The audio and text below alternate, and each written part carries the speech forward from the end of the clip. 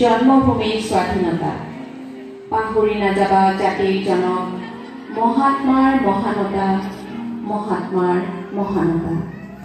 আজি আমি এক সুন্দৰ শান্তিপূৰ্ণ পৰিৱেশত ভাৰতৰ ৭৯তম স্বাধীনতা দিৱস উদযাপন কৰিছোঁ। শত শত বীৰৰ বলিদানৰ বিনিময়ত শত শত শ্বহীদৰ ত্যাগৰ ফলত ভাৰতবৰ্ষই স্বাধীনতা লাভ কৰিছিল। তিনিবৰণীয়া আমাৰ জাতীয় পতাকাখন সগৌৰৱেৰে নীল আকাশত আজি নাচি আছে। চিৰসাধনাৰ এই পুণ্যভূমিলৈ আমাৰ কোটি কোটি নমন।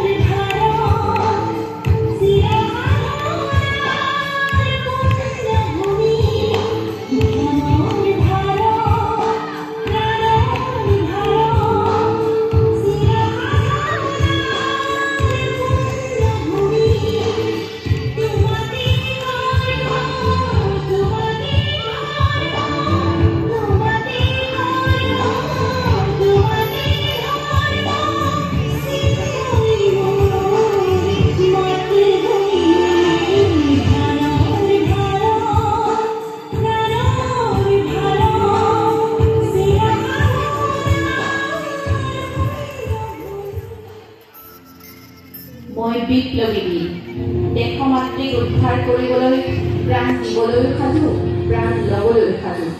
সাৱধান বিদেশী শত্ৰু মই যুগজয়ী কালজয়ী ৰণোন্মাদ এক অক্লান্ত প্ৰহৰী। কাৰো এই বশ্যতা স্বীকাৰ নকৰোঁ। মই যে লাচিত মই ক্ষুদিৰাম মই কনকলতা মণিৰাম দেৱান ভগত সিং অথবা মই সুভাষ চন্দ্ৰ বসু। স্বৰাজ আমাৰ জন্মস্বত্ব বুলি সিংহ নিনাদ দিয়া বাল গংগাধৰ তিলক মই।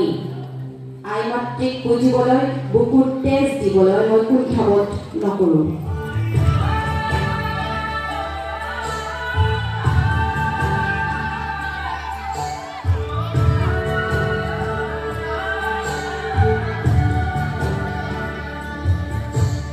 ৰামলিতে যেতে উঠে বহু সপোন আশা ত্যাগৰে কত জীবনী বুৰঞ্জীৰে ভাষা।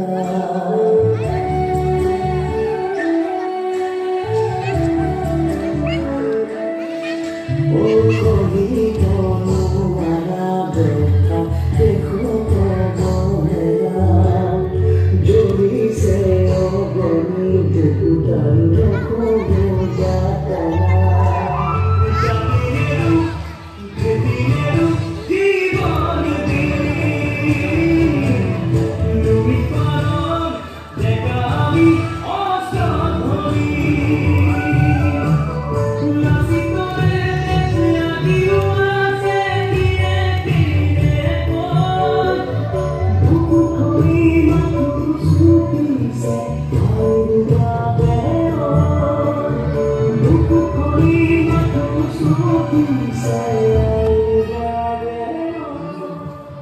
আমি নতুন যুগৰ যুৱতী নৱভাৰতৰ সপোন সফল কৰাৰ বাবে আমি দৃঢ় প্ৰতিজ্ঞ।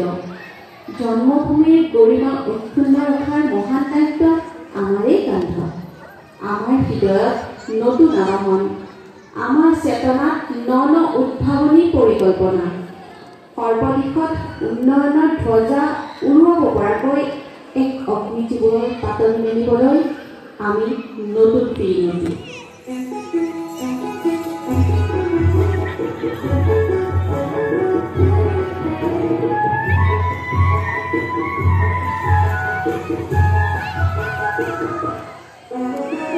অগ্নি যুগৰ পিৰিয়তি মই নতুন অসম গঢ়িম নতুন অসম গঢ়িম নতুন অসম গঢ়িম।